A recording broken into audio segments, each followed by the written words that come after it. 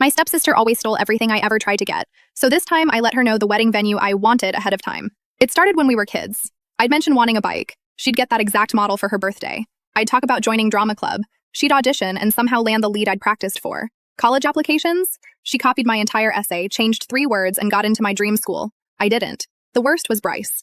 I'd been dating him for 8 months when she came home for Thanksgiving, squeezed into a dress 2 sizes too small, and spent dinner laughing at his dumb jokes. By Christmas, she was sending me photos of them together. They were engaged within a year. So when Landon proposed, I knew exactly what would happen. My fiancé wanted Rosewood Manor. Gorgeous estate with century-old gardens, floor-to-ceiling windows, and a 2-year waiting list. Perfect venue. We'd already toured it twice. But I told my stepsister something different. At Dad's birthday dinner, I gushed about the Riverside Pavilion downtown. It's industrial chic, I said, pulling up photos. Exposed brick, string lights, incredible water view.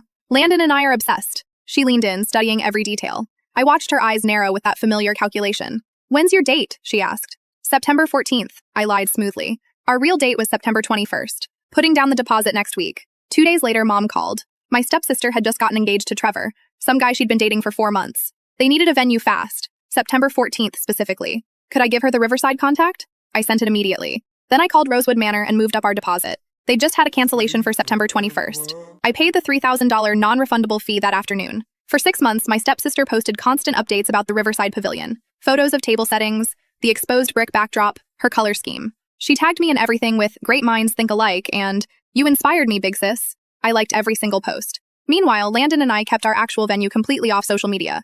We told family we were still deciding. My stepsister never questioned why I wasn't posting my own venue photos. She was too busy making sure everyone knew she'd booked her dream location. The week before her wedding, I sent her a card. Inside, "The Riverside Pavilion is stunning. You're going to love sharing your special day." She texted back, "Sharing?" I didn't respond. On September 14th, my stepsister arrived at the Riverside Pavilion to discover she wasn't the only bride who'd booked it. The venue hosts multiple weddings per day. She'd never asked. Just assumed she'd have exclusive access. She shared her ceremony with a quinceañera and a corporate retirement party. Her cocktail hour overlapped with someone's anniversary celebration. The photos showed her looking furious in every shot. Random strangers photobombing her supposedly intimate moments. 7 days later, Landon and I got married at Rosewood Manor.